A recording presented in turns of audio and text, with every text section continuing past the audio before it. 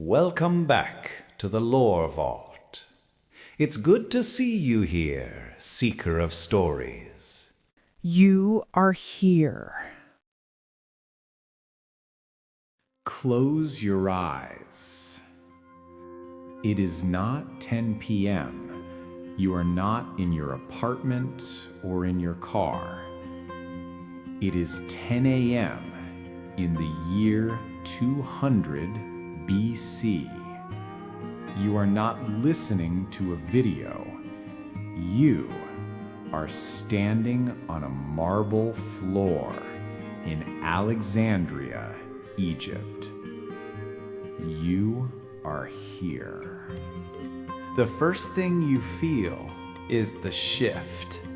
Outside, the sun of Ptolemaic Egypt is a white, blinding hammer.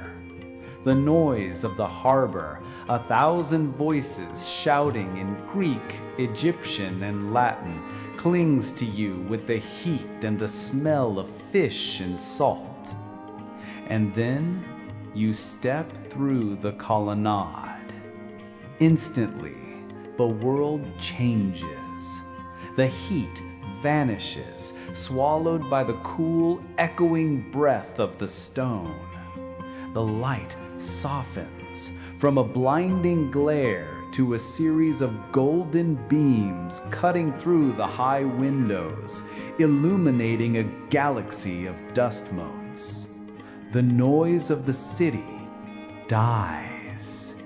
It is replaced by a sound you have never heard before, the sound of knowledge.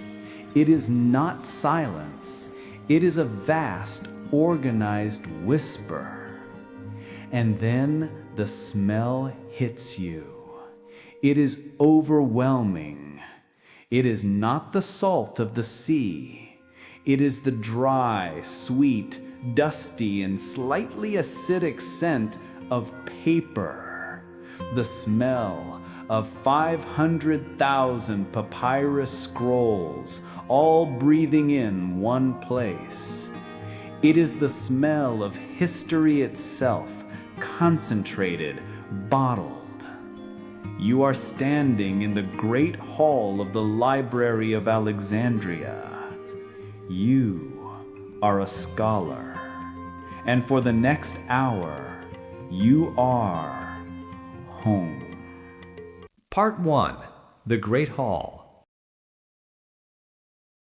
You lift your head, and you feel small. But not small in the way a temple makes you feel small. A temple is built to honor a god. This was built to honor the mind. The columns are not just marble. They are monoliths, stretching up into the shadows, so high you cannot truly see the ceiling. The frescoes painted there are lost in the upper darkness. The hall is not a room, it is a canyon of thought. You walk. Your leather sandals hiss on the polished floor. The sound echoes. You are in the bibliotheque, the main collection, and you look for the bookshelves. There are none. This is not a library in your understanding. This is a storehouse. The walls are honeycombs. They are lined floor to ceiling with thousands of alcoves, niches, and inside each niche, stacked horizontally, are the scrolls.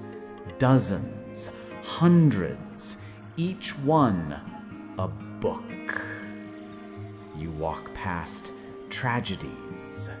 You walk past rhetoric. You walk past law. The scale is impossible. It is not the size of the building. It is the density of the ideas. You are standing in a single room that contains the entire memory of the human race. The complete works of Sophocles, the originals, the lost plays of Euripides, the personal annotated collection of Aristotle himself, bought by Ptolemy for a king's ransom. You are here. You are walking past all of it. A man in a simple linen robe, older, walks past you. He does not look at you. His eyes are on a small, leather-bound tag in his hand. He is looking for something. Everyone here is looking for something. You see the labels burned into wooden plaques above the alcoves. Homer, not one scroll, not one alcove. An entire section of the wall is just Homer, the Iliad, the Odyssey, and not just one copy, dozens, copies from Athens, copies from Rhodes, copies from remote islands, each one slightly different, each one a thread in the great tangled web of the story. How many scrolls are here? You've heard the rumors, the librarians, Callimachus, Eratosthenes. They stopped counting by the scroll. They started counting by the author. 500,000? 700,000? The number is meaningless. It's like asking a stargazer how many stars are in the sky. You just look up and drown. You are drowning in the collective thought of the world, and the air, that sweet, dry papyrus air, is the only thing you can breathe. Part 2. The Sound of Silence. You stand still, and you listen. You are in a library, but it is not silent. This is the single greatest difference, the single most jarring, most beautiful difference. This hall is full of sound. It is not the sound of conversation. That is forbidden in the great hall. It is the sound of reading. In your world, reading is a private, silent act performed inside your own mind. To these scholars, that concept is alien. In the ancient world, you did not read silently. Words on a page, scriptio continua, were a dense, unbroken string of letters. No spaces between words, no punctuation, no capitalization. It was a code, and to unlock it, you had to speak it. You had to sound it out. You had to hear the rhythm of the poet to find where one word ended and the next began. So you listen and you hear it. A low, vast, multitonal murmur. It is the sound of 100 scholars from a dozen different lands reading to themselves. You hear the rumble of a man reciting the histories of Herodotus, Hos Herodotos historices apodeixis hei. You hear the high, rhythmic cadence of a young student practicing the speeches of Demosthenes. You hear a dozen different dialects of Greek, a splash of Hebrew from a translator in the corner, a hint of Egyptian from a priest comparing medical texts. This is not silence. This is the sound of 1,000 minds working. And beneath that murmur are the other sounds, the real sounds of the library.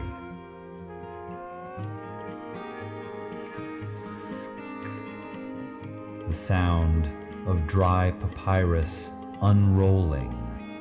It is a soft, constant s, like sand falling on a stone floor. Scourge. The sound of a reed pen, a calamus, on a fresh sheet of papyrus in a side room, a sharp, rhythmic scratching. Plap, plap, plap.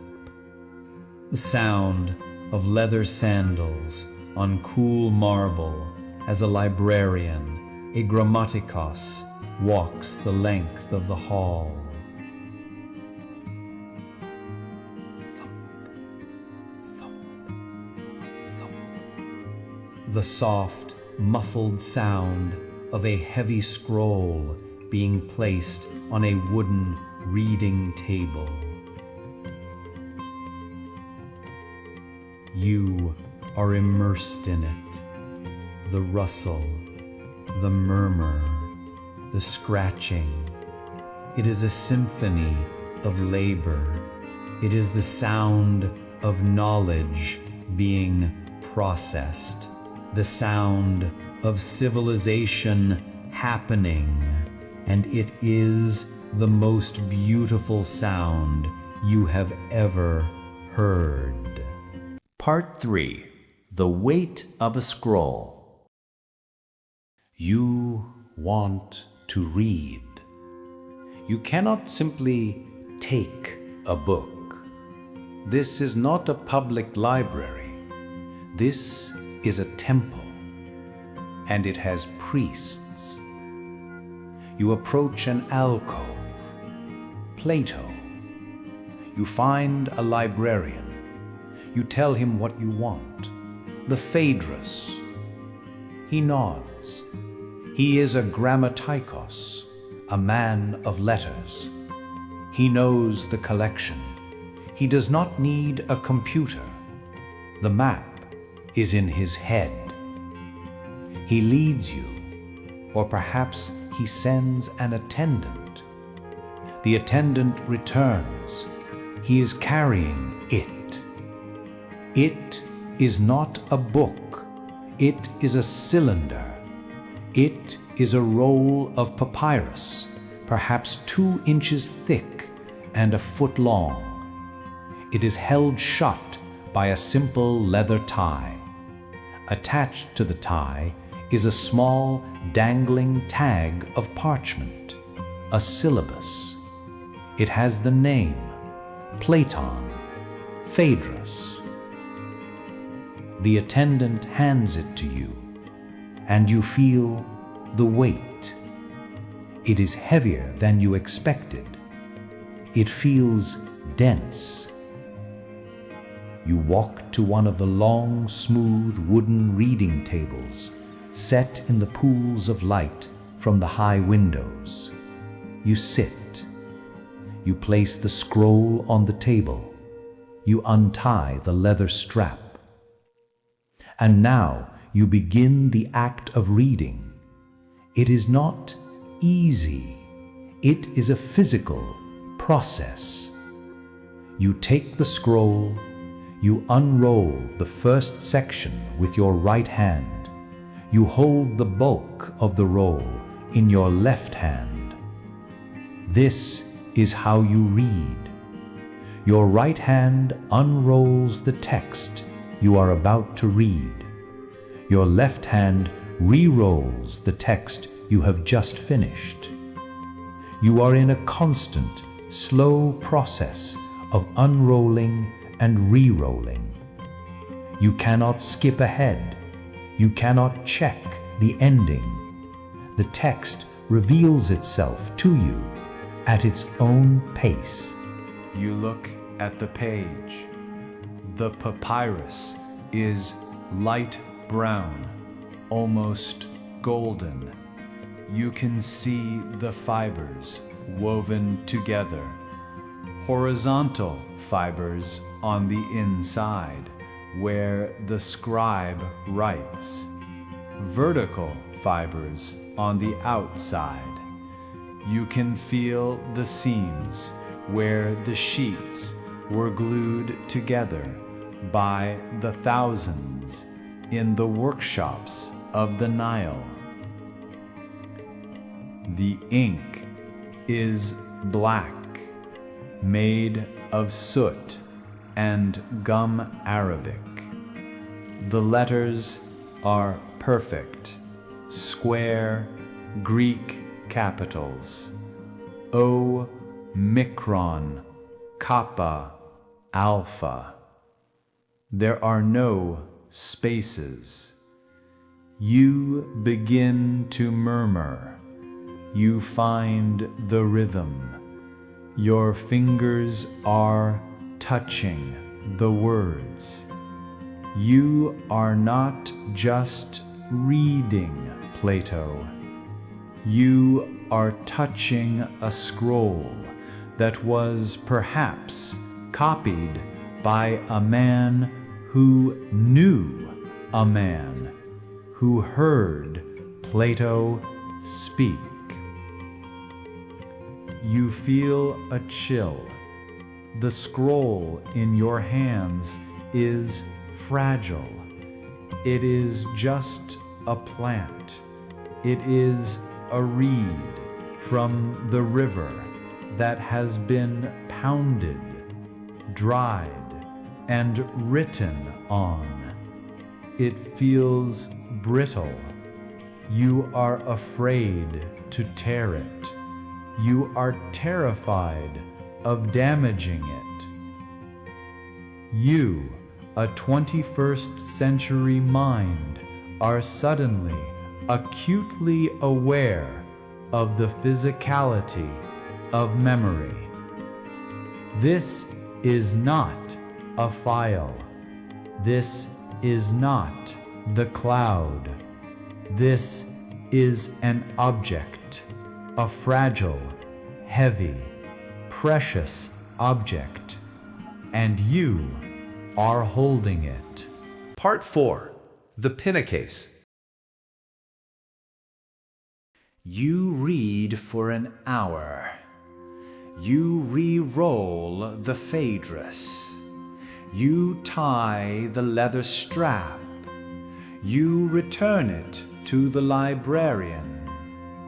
And now a new feeling, a new anxiety, the anxiety of scale.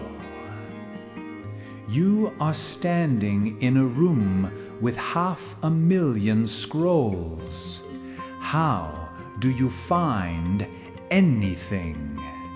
How do you know what you don't know?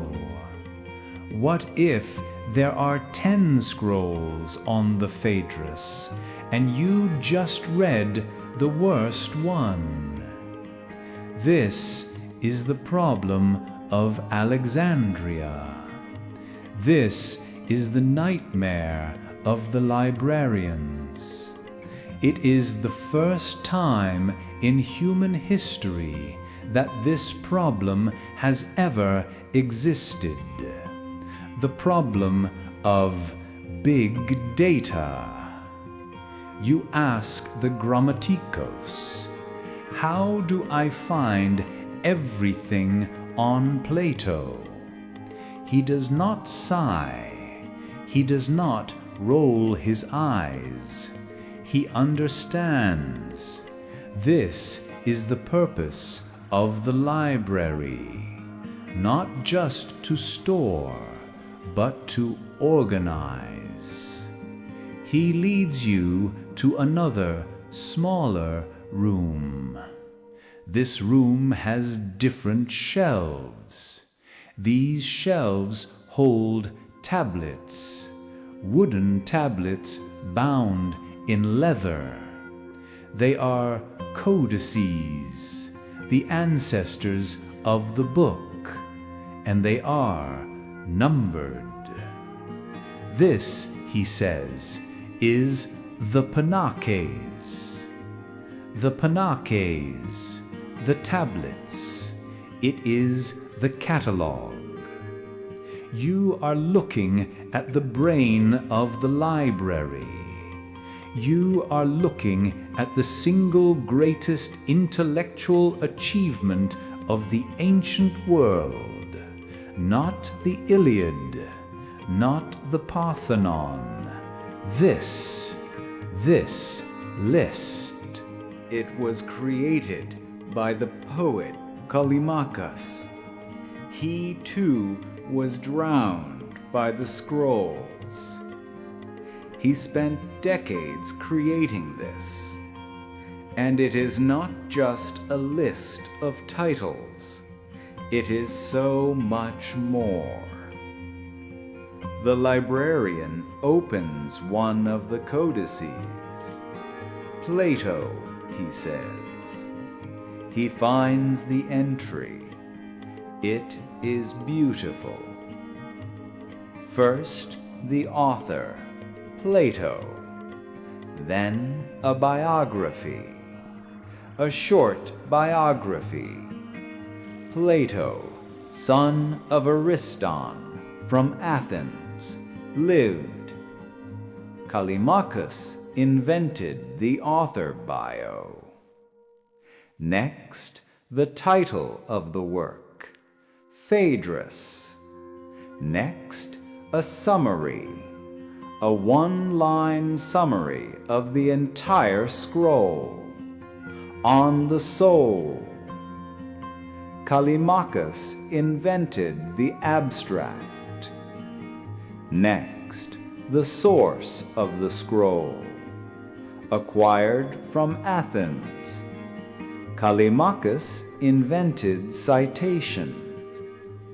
And then the first line of the text itself, the incipit, O phile Phaedre, poede ke pothen. This was the fail-safe, the only way to know you had the right scroll. You are stunned. You are not in a library. You are inside a search engine, a biological, papyrus-based search engine run by human beings. And Callimachus did more. He did not alphabetize the authors. He organized them.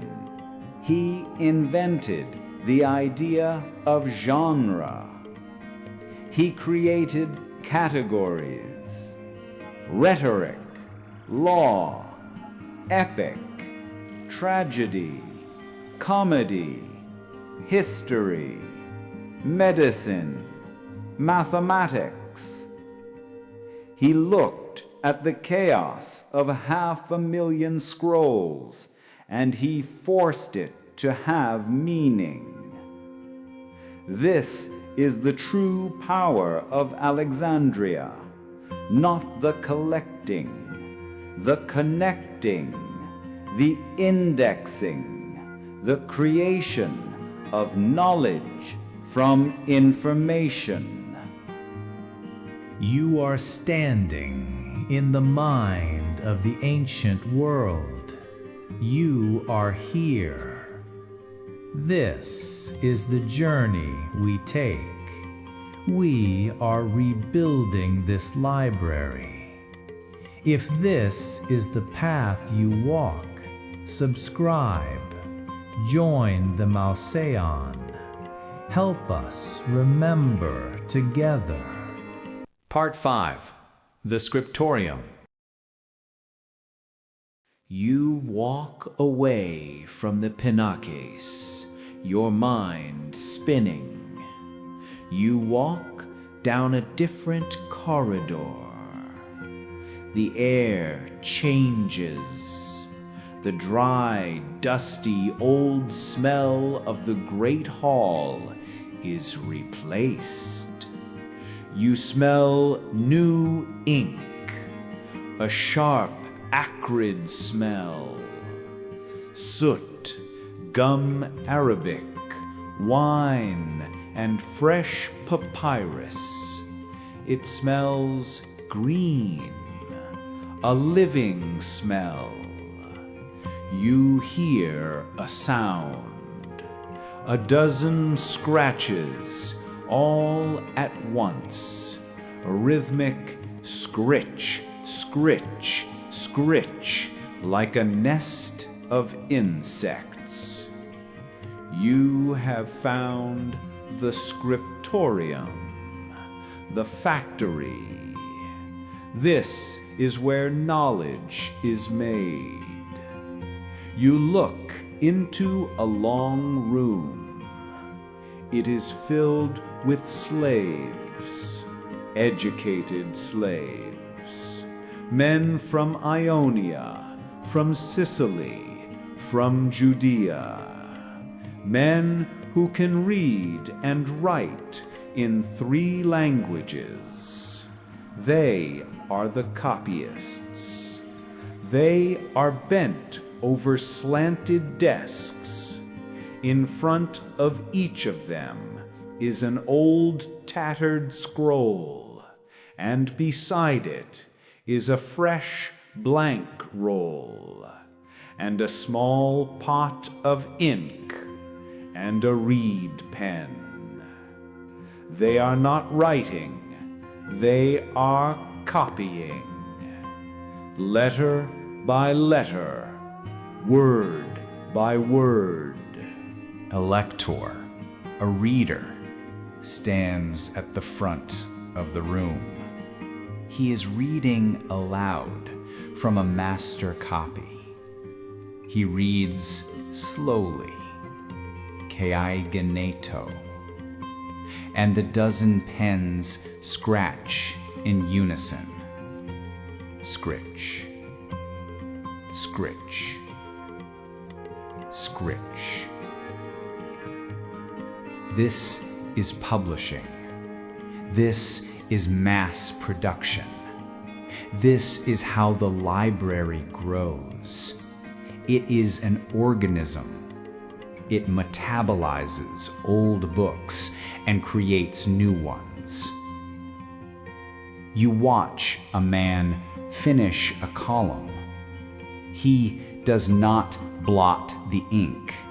He sprinkles sand over the wet ink, shakes it off, and rolls the scroll forward. Scritch, scritch, scritch. This is labor. This is tedious, painful labor. Hours, days, weeks to copy one book, and they are flawed. The copyist mishears the lector. He skips a line. He spells a word wrong. KIA becomes KOI. And just like that, a mutation is born. A virus enters the text. The next generation of that book will be different. You are watching textual criticism begin. The scholars who will read this new copy will argue about this mistake. The library is not just creating books. It is creating errors. It is creating debate. It is creating scholarship. You feel the humidity in the air from the ink and the sweat. You back away. You leave the factory and return to the temple. The sound of the scratching fades behind you. Part 6. The Harbor. The Dark Side. You are back in the Great Hall. You look at the 500,000 scrolls. A question enters your mind. The same question that everyone asks. Where did all of this come from? The Ptolemies, the kings, they bought Aristotle's collection. They sent agents to Rhodes, to Athens, to buy scrolls. But that is not enough. That is not how you get 500,000 books. The librarian, the grammaticos, is near you. You ask him, how did the collection grow so fast? He smiles. It is not a kind smile. It is a smirk. The smirk of empire. The books from the ships, he says. You are confused. The ships? He gestures toward the windows. Beyond the walls, you can hear the faint sound of the harbor, the great harbor of Alexandria, the center of the world. There is a law, the librarian says, a royal decree from Ptolemy III. Any ship that docks in Alexandria must be searched. He pauses. Searched for what, you ask? For books, he says. Any scroll, any text, any poem found on any ship is seized by royal authority and brought here. You stare at him. This temple is not a sanctuary. It is a predator. What happens to the captain of the ship, you ask? What about his book? The librarian chuckles. Oh, we return it to him. He leans closer. We take his original scroll, the old, valuable one. We send it to the scriptorium. We make a copy on fresh, cheap papyrus. And then, he says, we give the copy back to the captain with the king's compliments. You are horrified and awestruck. This is not a library. This is an intellectual vortex. It is an imperial policy. It is weaponized knowledge. The Ptolemies are not just collecting books. They are cornering the market on human thought. They are sucking the memory from the rest of the world and locking it here. You look at the 500,000 scrolls, and now you see them for what they are. Not gifts, trophies, spoils of a war that is fought with ink and papyrus instead of swords. Part 7. The Museum.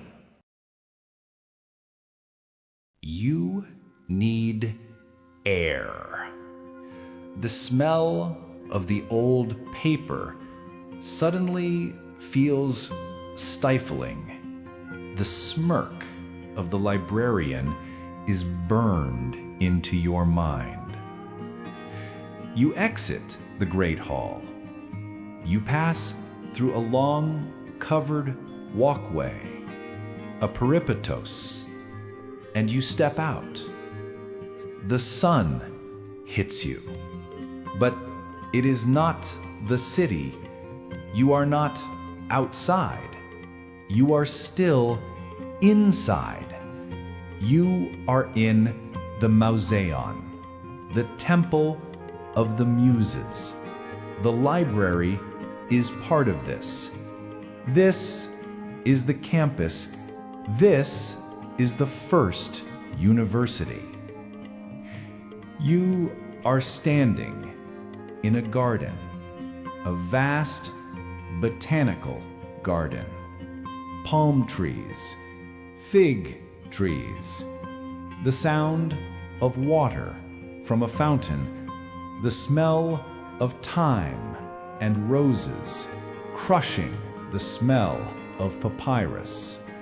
And everywhere are people, scholars, eating, walking, sleeping, arguing. This is the other half of the library. The library is storage. This is processing. You walk down a path. You pass a man drawing shapes in the dirt with a stick. He is muttering to himself. If the line is parallel, he ignores you. He is in his world. You are walking past Euclid or one of his students. It does not matter. You are watching geometry happen. You sit on a bench. Two men are arguing loudly behind you. It cannot be, one shouts. The shadow proves nothing. The shadow proves everything, the other shouts back. The shadow at Syene and the shadow here. The angle is different. Therefore, the earth is curved. And if I know the distance, I can measure the world. You are eavesdropping on Eratosthenes, the head librarian.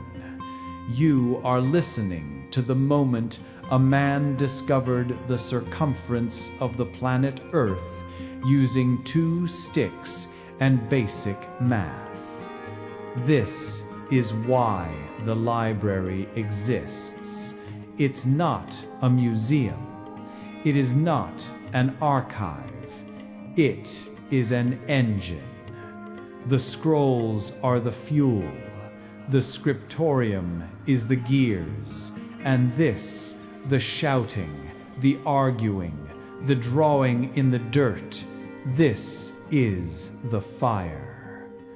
You see Archimedes running naked through this very garden, shouting, Eureka!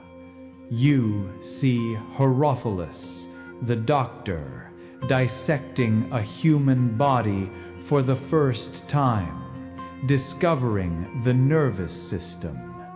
He learned that from scrolls in that building. You are sitting at the epicenter of human thought. The entire world tilts on this axis. Part 8. Sunset and the Fear. The light is changing. The sun is low. The marble columns are glowing orange. The air is cooling. And a sound cuts through the garden. Gong. A deep bronze gong. It is time. The library is closing. The scholars stop arguing. The man drawing in the dirt wipes his foot, erasing his proof. He will find it again tomorrow. You walk back through the peripatos, back into the great hall. The hall is dim. The scholars are leaving. The librarians are walking, checking the alcoves. The attendants are collecting the last scrolls from the reading tables. You must leave. You do not want to. You have only tasted it. You have read one scroll. There are 499,999 left. A lifetime is not enough. 10 lifetimes are not enough. You feel a panic, a desperate need to stay, to read faster, to learn everything. But the gong sounds again. Gong. You walk toward the great colonnade. The other scholars are silent. They are tired. Their minds are full. They will eat. They will drink. They will sleep. And tomorrow they will return. You step through the pillars. You step out of the cool stone and back into the warm Egyptian night. The smell of salt and fish hits you again. The noise of the city rushes back in. You stop. You turn around. You look back at the Library of Alexandria. It is glowing in the twilight. The marble seems eternal.